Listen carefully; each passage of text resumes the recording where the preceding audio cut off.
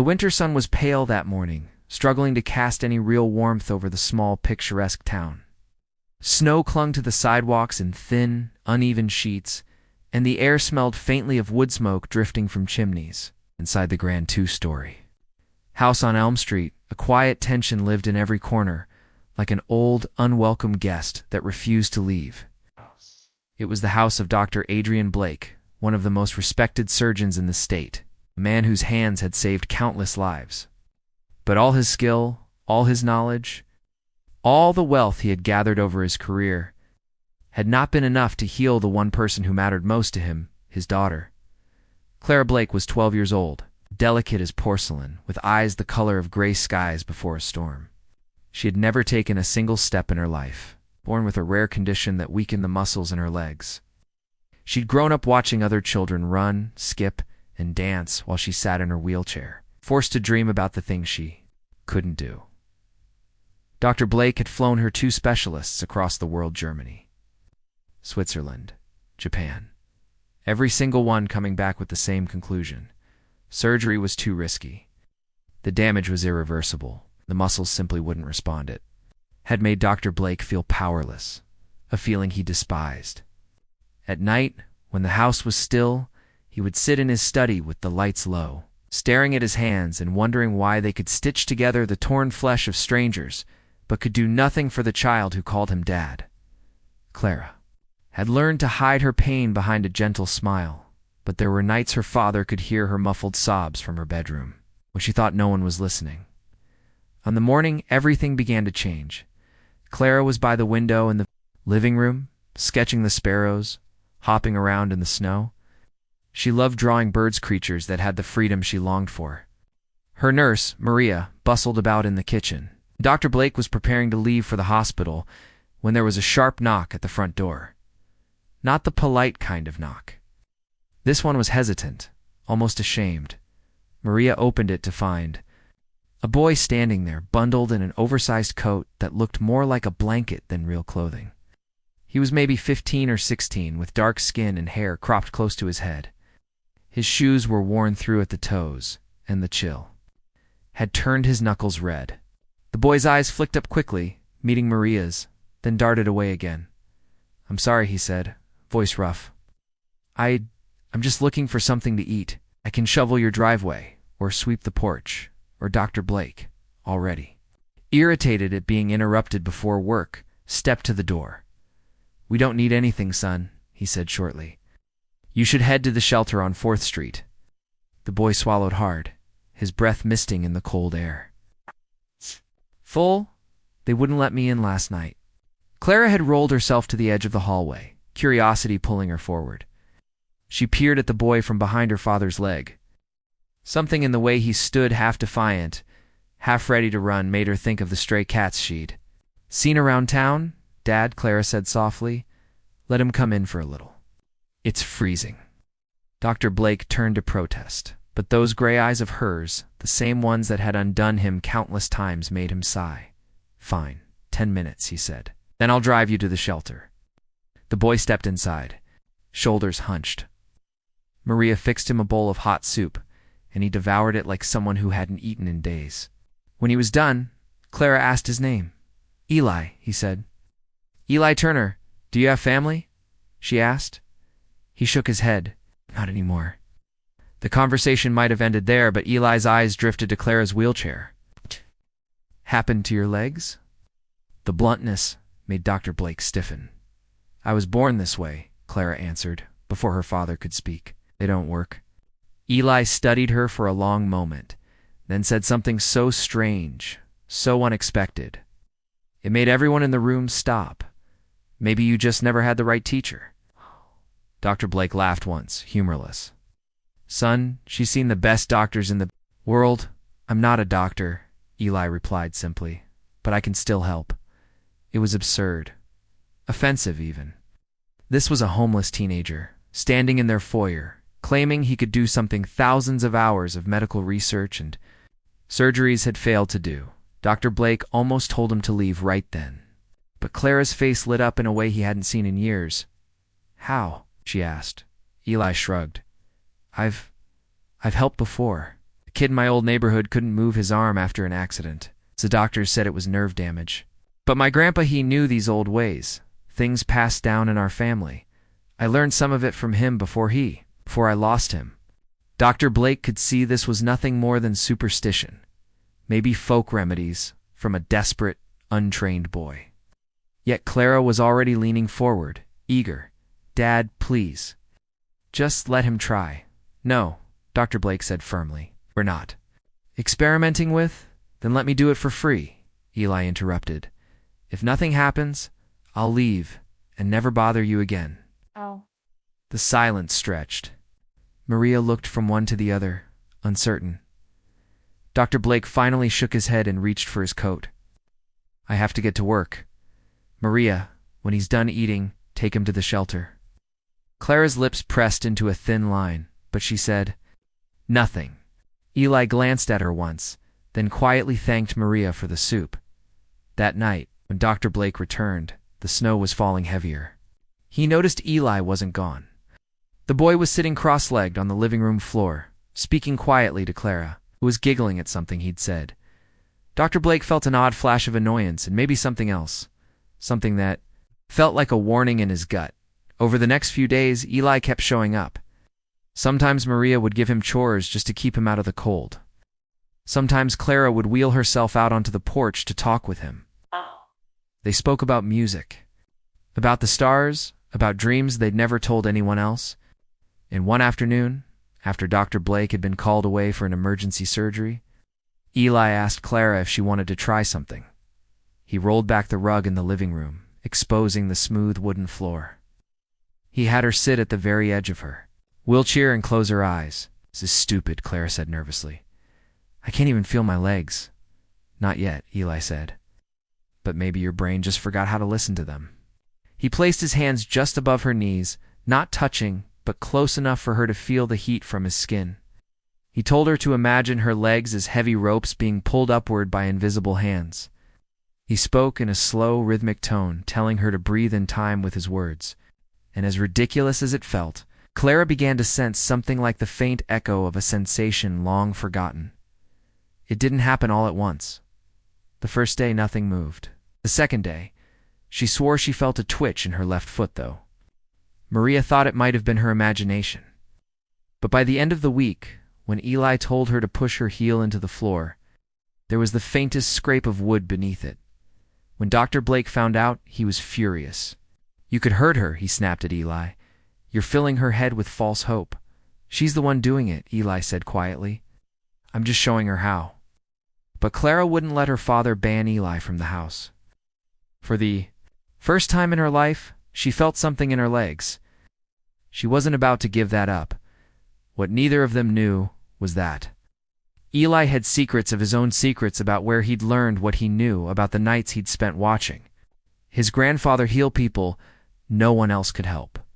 And soon, those secrets would collide with Dr. Blake's disbelief in a way that would change all of their lives forever. The next morning, Clara woke earlier than usual. She could feel the lingering warmth of the previous day's exercises in her legs, faint but undeniable. Her heart raced as she rolled to the edge of her wheelchair. Eli was already waiting in the living room, sitting cross-legged on the floor, staring at her with an intensity that made her feel simultaneously safe and nervous. Ready? He asked, his voice calm but firm. Clara nodded. I think so, Eli moved closer and placed his hands gently on her knees. Just relax, he said. Listen to me. Your legs, remember. They've just been sleeping. Clara took a deep breath, tried to empty her mind of fear and doubt. Slowly, she lifted her right foot, just an inch, and then placed it back down. It was a small victory, barely perceptible, but it made her gasp. Her eyes met Eli's, wide with wonder, and he smiled, that crooked, boyish smile that seemed impossibly. Bright in the dim morning light, Dr. Blake walked in at that moment, a cup of coffee in his hand. He froze. His daughter's foot, her leg had moved. It's just a little, but it was real. Clara. His voice was a mixture of awe and disbelief. He stepped closer. I must be imagining this.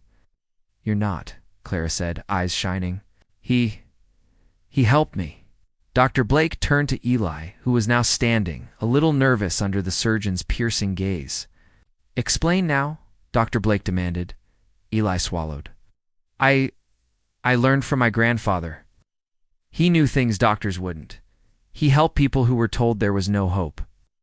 I've been practicing what he taught me. I think her muscles just needed someone to remind them how to work again." Dr. Blake's skepticism warred with what he had just witnessed. He was a man of science, a man who demanded proof, yet he could not deny what his eyes had seen. Slowly, cautiously, he helped Clara attempt a second step. It was shaky, uncertain, a wobbly movement that made her knees tremble. But it was there. She was moving. Over the next few days, under Eli's patient guidance, Clara practiced every hour she could. Her steps were small, faltering at first, but with each attempt, she grew stronger. Her laughter, a sound Dr. Blake hadn't heard often enough, filled the house.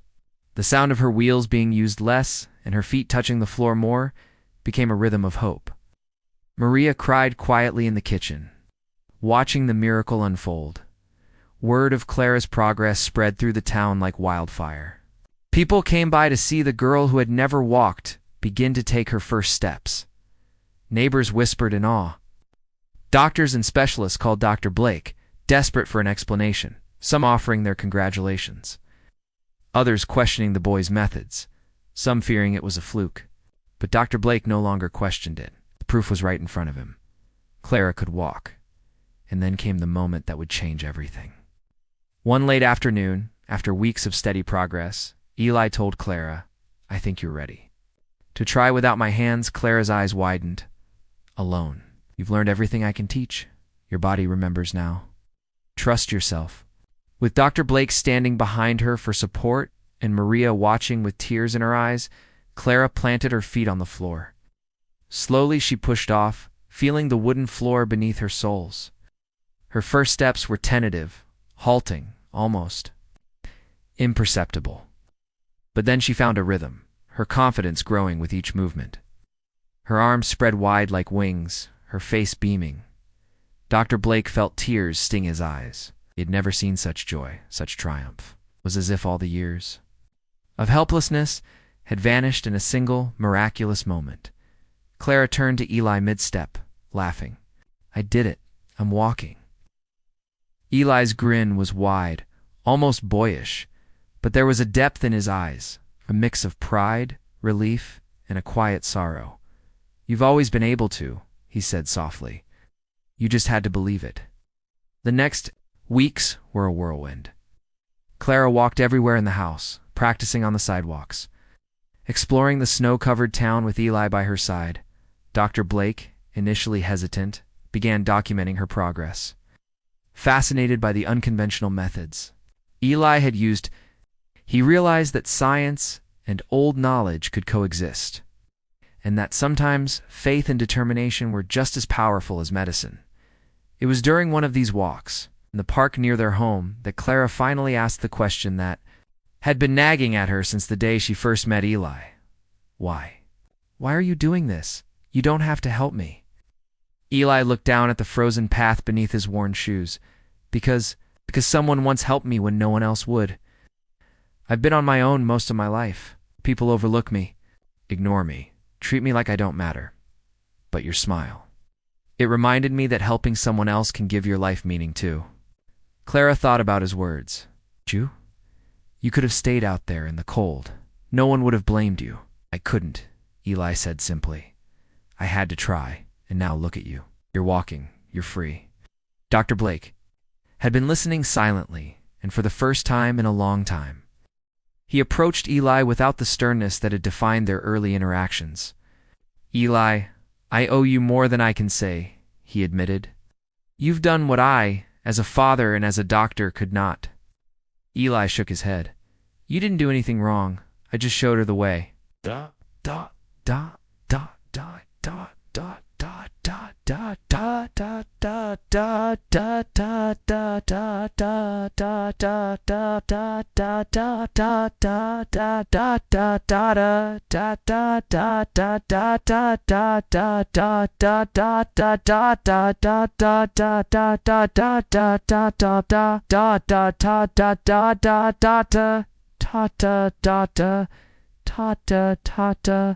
Walk, sada, want, all, run up.